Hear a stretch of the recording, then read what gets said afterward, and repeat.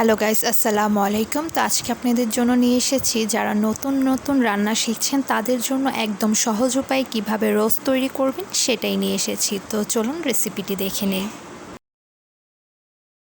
এখানে আমি 4 piece chicken নিয়েছি, ভালো করে ধুয়ে নিয়েছি। এখন আধা চামচের থেকে একটু কম দিয়ে দিচ্ছি মরিচের গুঁড়া, স্বাদ অনুযায়ী লবণ, এবং এটাকে আমি ভালো করে এখন মাখিয়ে নেব।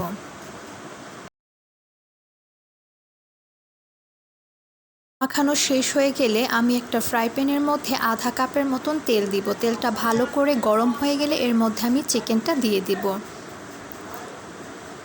যখন এরকম আমার বাদামি রঙের হয়ে যাবে 2 পিস, তখন আমি নামিয়ে ফেলবো। এরকম করে আমি চিকেনগুলো ভেজে নেব।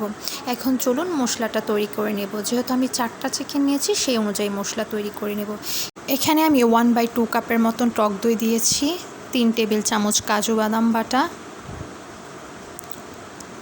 1 টেবিল চামচ পেঁয়াজ বাটা, 3 টেবিল চামচ আদা এবং রসুন বাটা,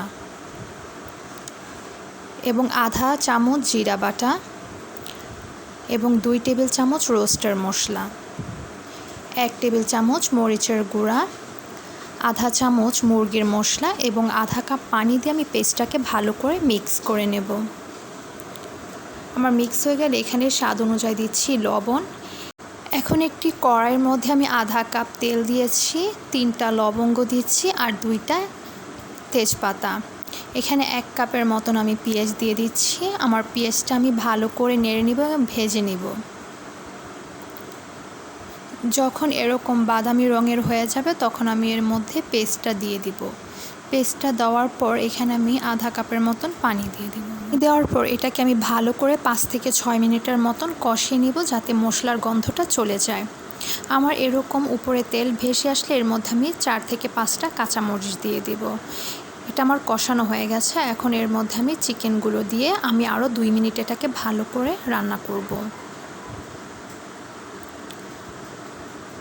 যখন এরকম আমার হয়ে যাবে তখন এর মধ্যে আমি দিয়ে দিব 1 কাপ পরিমাণ পানি, যাতে আমার করে মাংসটা সিদ্ধ হয়ে যায়। এখন এটা আমি ঢেকে দিব এবং সিদ্ধ হতে দিয়ে দিব। দেখতে পাচ্ছেন এখানে প্রায় হয়ে গেছে। আমি তাও আরেকটু ঝোল শুকিয়ে নেব। যখন আমার এরকম একদম মাখা মাখা হয়ে যাবে তখনই বুঝে নেবেন মাংসটা সিদ্ধ হয়ে গেছে, এটা পুরো তৈরি। তো আমার এই ভিডিওটি যদি ভালো লেগে থাকে অবশ্যই আমার চ্যানেলটিকে সাবস্ক্রাইব করবেন, আর অবশ্যই এভাবে বাসায় ট্রাই করে দেখবেন, খুবই ভালো লাগবে আর ঝটফট হয়ে যাবে।